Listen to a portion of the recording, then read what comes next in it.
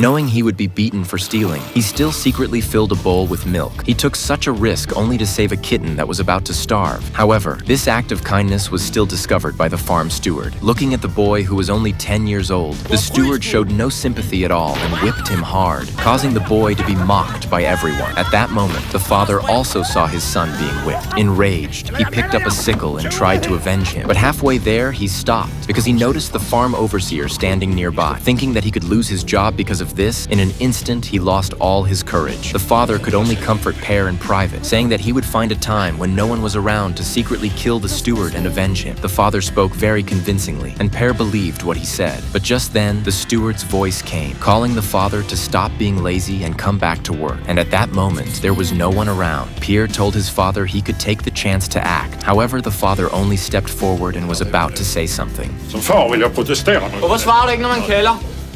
Looking at the steward, who was younger and thinner than himself, the father could not bring himself to get angry at all, nor dared to resist in any way, because the steward could fire him at any time. If that happened, he and his son would lose their jobs and starve or freeze to death in this foreign country. However, young Per did not understand this. He questioned his father about why he was so useless. At that moment, the father tried to explain again that violence could not solve everything. Then he could only take out a strawberry seedling to comfort him, saying that if they planted it, they would get sweet strawberries. A child was that easy to satisfy. Thinking about sweet strawberries, Per forgot the pain he had just suffered. But apart from this small bit of sweetness, his daily life was full of hardship. Per worked on the farm doing dirty and exhausting labor. His sleeping place was shabby, and his wages were extremely low. Fortunately, because he was the youngest, the farm owner would occasionally give him a small reward, sending him out to run errands and buy things. And in return, he could earn a little money. Little Per had no concept of money. He only knew it could be used to buy food. Until one day, a farm worker told Per about another use for money. The worker said that in a distant country called the United States, there was endless food, no one exploited workers, and wages were very high. He said he would save money and take a ship to America to live a better life. From then on, a dream was planted in Per's heart. He also wanted to earn money and go to America to live a good life. After returning home, he told his father about this dream, but his father was not very happy when he heard it, because back then they also heard that the Danes lived a good life, so they sailed from Sweden to Denmark. But once they arrived in Denmark, they still lived in poverty. When they first arrived, they couldn't find work and even went hungry for several days. Now they were talking about Americans living a good life again. Whether they should go through all the trouble to go to America was a question worth thinking about. However, the father did not crush Per's dream, because in this harsh place, people need dreams in order to have hope.